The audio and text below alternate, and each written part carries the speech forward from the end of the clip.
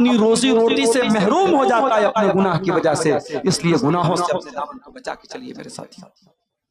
छठी चीज, अल्लाह के नबी फरमाते हैं जब तुम मैदान जंग के अंदर हो और लोग हलाक हो रहे हैं, वही या कबल फिरार मिन अज़्ज़ाब, मैदान जंग छोड़ के मत भागना, बुज़दिल मत बन जाना।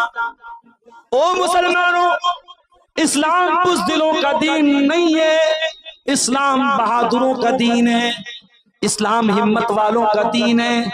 मुश्किल से मुश्किल हालात आ जाएं, पीठ फेर करके भागने की कोशिश न करना।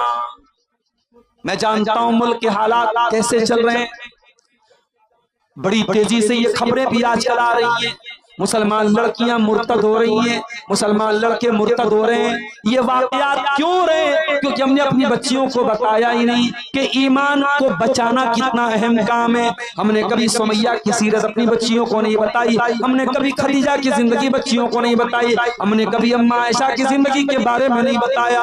ओ लोगों, इस्लाम का मानने वाला, इस्लाम का सच्चा मानने वाला कभी मुर्तद नहीं होता है। जो मुर्तद हो जाए, जो इस्लाम को छोड़ दे, इसका मतलब कि उसने इस्लाम को समझा ही नहीं।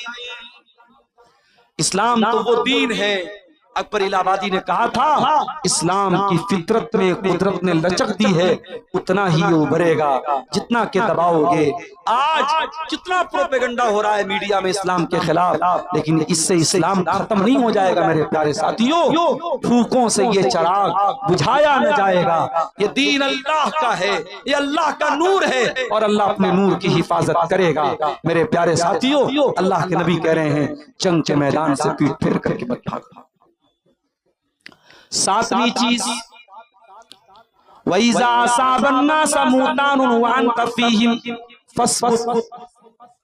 और ऐ मुआज़ बिन जबल, जब लोगों के ऊपर कोई वायरस आ जाए, कोई वबा आ जाए, कोई बीमारी आ जाए, तो तुम उस वक्त अगर लोगों के बीच में हो तो वहीं पर साबित कदम रहना, वहां से मत भागना। पता ये चला इस्लाम इन्फेक्शन फैलाने से मना करता है। जिस बीमारी से इन्फेक्शन फैलने का डर हो, उस बीमारी को हमें दूसरों तक पहुंचाने की हर कोशिश से अपने आप को बचा। जैसे किसी को टीबी की बीमारी हो जाए तो डॉक्टर बोलते हैं टीबी के मरीज का तौलिया अलग होना चाहिए, उसका कपड़ा अलग होना चाहिए, क्योंकि टीबी की बीमारी बहुत तेजी से फैलती है। तो जो बीमारियां इन्फेक्शन है जिनके अंदर, अगर उसमें से कोई बीमारी आपको हो गई है, अल्लाह के नबी मेडिकल का एक उसूल बता रहे हैं, इन्फेक्शन वाली बीमारी अगर आपको हो जाए तो उस बीमारी में आप जहां पर हैं वहीं पर रहिए, दूसरों को अपना वायरस मत फैलाइए। जो लोग सिगरेट पीते हैं, बीड़ी पीते हैं, डॉक्टरों का कहना है कि बीड़ी पीने वाला, सिगरेट पीने वाला जितना अपने आप को नुकसान पहुंचाता है, उससे ज्यादा अपने आसपास के लोगों को नुकसान पहुंचाता है। तो इस हदीस में बीड़ी पीने वाले भी आ गए, सिगरेट पीने वाले भी आ गए कि अल्लाह के वास्ते कोई ऐसा काम मत करो जिससे दूसरों को तकलीफ पहुंचे। अल्लाह के नबी ने फरमाया, जब तुम इस हालत में हो कि कोई वबा फैली हुई है, कोई इंफेक्शन फैला हुआ है, तो तुम वहीं पर रहो, उस जगह को छोड़ कर। आठवीं चीज,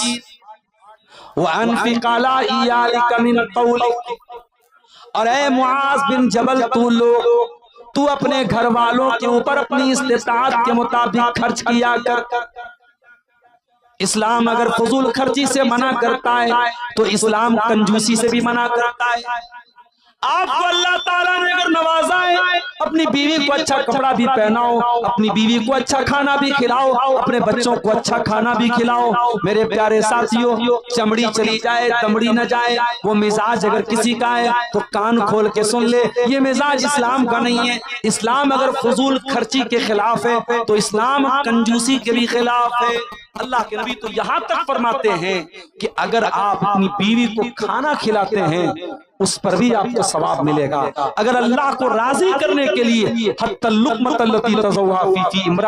अगर अपनी बीवी के मुंह में अगर आप लुकमा भी डालते हैं, खाना भी खिलाते हैं, उस पर भी मेरे प्यारे साथियों आपको सवाब मिलेगा। लिहाजा अपने बाल बच्चों पर खर्च कीजिए। आज बहुत सारी औरतों को शिकायत होती है, हमारा शौहर हमारे कपड़े का ख्याल नहीं करता, हमें अच्छा खिलाता नहीं है, हमारे शौहर की आमदनी अच्छी है, उसकी इनकम अच्छी है, मगर हमारे पास ऐसे मैसेजेस भी कभी कभी आते हैं औरतों की तरफ से भी और बाज नौजवानों की तरफ से भी, हमारे माँ बाप हमारी जरूरतों का ख्याल नहीं करते, हमारे बाप की अच्छी आमदनी है, अपने बेटों का ख्याल नहीं करता है। मेरे प्यारे साथियों, अल्लाह के नबी ने हमें हुक्म दिया है अपनी ताकत के मुताबिक, अपनी इस्तिताअत के मुताबिक अपने बाल बच्चों के ऊपर आप खर्च कीजिए। ये अल्लाह के नबी की 8वीं नसीहत है। और 9वीं नसीहत क्या है? वला तरफासा कानहुमा दबा। अपने बाल बच्चों को सिखाने के लिए, तालीम देने के लिए अगर छड़ी का इस्तेमाल करना पड़े तो छड़ी का भी इस्तेमाल करो। जब तुम्हारा बच्चा छोटा था, कोई गलत काम किया उसने, तुमने लाडो प्यार करके उस बच्चे को हौसला बढ़ा दिया। कल वही बच्चा जब बड़ा होने के बाद वही काम करने लगा। छोटा था, स्कूल में पढ़ता था, छोटी छोटी बच्चियों को परेशान करता था, तुम्हारे सामने कंप्लेंट आई, तुमने अपने बच्चे की साइड ले ली, तुमने बच्चे को एक बार भी न डांटा न मारा कि तू लड़कियों को बच्चियों को क्यों छेड़ रहा है।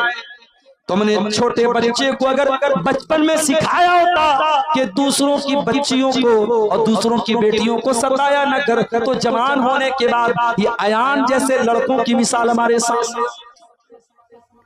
मेरे प्यारे साथियों, आप अपने बच्चों को बचपन से हया का सबक सिखाइए। माफ करना, आज हमारे बच्चे यूट्यूब के जरिए जवान हो रहे हैं, मोबाइल के जरिए जवान हो रहे हैं। हमारे बच्चे माँ बाप से ज्यादा तो यूट्यूब की बात मानते हैं, माँ बाप से ज्यादा तो मोबाइल की बात मानते हैं। हालात तो यहाँ तक पहुंच गए, बच्चा बगैर मोबाइल के खाना नहीं खाता है। जब तक वीडियो न दिखाया जाए बच्चा खाना नहीं खाता है। बच्चा स्कूल जाने के पहले जब तक मोबाइल न दिखाया जाए वो स्कूल जाने के लिए तैयार नहीं होता है। ओ लोगों, इतना ज्यादा मोबाइल को अपने बच्चों की मजबूरी न बनाओ, वरना कल जवान होने के बाद यही बच्चा जब 24 घंटा मोबाइल से चिपका रहेगा तो क्या क्या कांड करेगा आप सोच भी नहीं सकते। वला तरफासा कानहुम अदबा। अपने बच्चों को और अपने घर वालों को अगर उनको मारने के लिए तुम्हें छड़ी का इस्तेमाल करना पड़े तो उससे भी तुम पीछे मत रहो। इसीलिए अल्लाह के नबी फरमाते हैं, जब तुम्हारे बच्चे 7 साल के हो जाएं तुम उनको नमाज का हुक्म दो, और जब तुम्हारे बच्चे 10 साल के हो जाए और नमाज न पढ़े तो उनकी पिटाई करो। अगर आपने 10 साल के बच्चे को एक टाइम की नमाज छोड़ने पर अगर छड़ी से मारा होता तो आज 18-20 साल का आपका लड़का बेनमाजी न होता। हो लोगों, हमारा मसला तो ये है, हम तो खुद बेनमाजी, माँ तो खुद बेनमाजी, बाप खुद बेनमाजी, तो बच्चे को किस मुंह से नमाजी बनाए। छड़ी का इस्तेमाल करने की तालीम दी अल्लाह के। पता ये चला इतना आसान काम नहीं है माँ बाप बनना, बच्चों की तरबियत करना इतना आसान काम नहीं है। मेरी प्यारी माँ बहनों, ये जवान लड़कियां जो आज बेपर्दगी कर रही हैं, बेहयाई कर रही हैं, ऐसा तो नहीं है कि जब वो घर से कपड़ा पहन करके निकली थी उनकी माँ के ऊपर, उनकी माँ की आंख पर पट्टी बनी हुई थी। माँ भी देख रही थी मेरी बेटी किस हालत में घर से निकल रही है, बाप भी देख रहा था मेरी बच्ची किस हालत में घर से निकल रही है। बेटी जवान हो चुकी है, बेटी 15-16 साल की लड़की हो चुकी है। जवान लड़की बेपर्दा सज सवर करके लिपस्टिक लगा करके मेकअप करके निकल रही है। अगर माँ बाप को कोई एतराज नहीं है और माँ बाप ने निकलने की इजाजत दी है, इसका मतलब ये हुआ कि माँ बाप खुद अपनी बच्ची को बेहया बना रहे हैं। ये कुछ सवालात हैं। अल्लाह वला तरफासा कानहुम अदबा। अपने बच्चों की तालीम और तरबियत में अगर छड़ी का इस्तेमाल करना पड़े तो पीछे मत हटना। ये अल्लाह के नबी की 9वीं नसीहत है मेरे साथ। और 10वीं नसीहत क्या है? वह अखिबहुम फिल्लाह। अपने बच्चों के दिल में अल्लाह का डर पैदा करो।